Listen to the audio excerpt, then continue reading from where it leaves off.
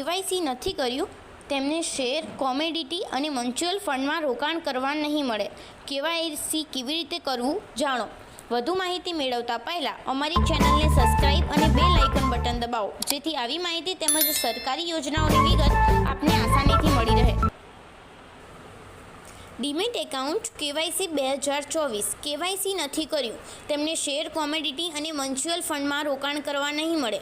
KYC કેવી રીતે કરવું જાણો। ડીમેટ એકાઉન્ટ કેવાયસી કરાવવું ફરજિયાત થશે, કારણ કે કોમોડિટી માર્કેટમાં રોકાણ કરવાવાળા જીતી જજો તમને થશે, કારણ કે જોઈ લો નવો અપડેટ 1 કરોડ ધીમેથી એકાઉન્ટ બંધ કરવામાં આવ્યા છે।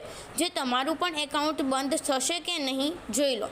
શેર માર્કેટમાં રોકાણ કરવા દેવામાં આવશે નહીં, કારણ કે જેને ડીમેટ એકાઉન્ટમાં કેવાયસી નથી કરાયું હોય તે જલ્દીથી કહેવાય સ્વીકારી લો, કારણ કે ઘણા લોકોને પાસે કહેવાય જેમાં પાન કાર્ડ અને આધાર કાર્ડ સાથે માહિતી આપેલી નથી, તો તમે કેવાયસી જલ્દી કરાવી લો, તમારો એકાઉન્ટ પણ નહીં થાય।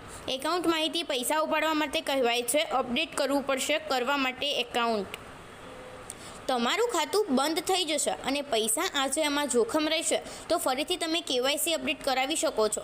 પૈસા ઉપાડતા પહેલાં તમને એક મેસેજ આવશે કે તમારે એકાઉન્ટમાં કેવાયસી નહીં હોય તો તમારું ખાતું બંધ થઈ જશે, તો તમે જલ્દીથી એકાઉન્ટમાં કેવાયસી કરાવો।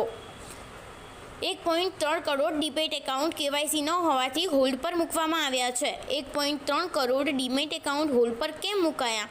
આ 1.3 કરોડ ડીમેટ એકાઉન્ટ સેબીના નિયમોનું પાલન કરી રહ્યા નથી, જે ઘણા કારણોસર થઈ શકે છે। KRA દ્વારા કરાયેલ એક પ્રેસ નોટ મુજબ જે રોકાણકારોએ યોગ્ય રીતે કેવાયસી નથી કરાવ્યું તેમને હવે કોમોડિટી અને મ્યુચ્યુઅલ ફંડમાં રોકાણ કરવાની મંજૂરી નહીં આપવામાં આવે। ડીમેટ એકાઉન્ટમાં કહેવાય છે કેવી રીતે કરાવવું।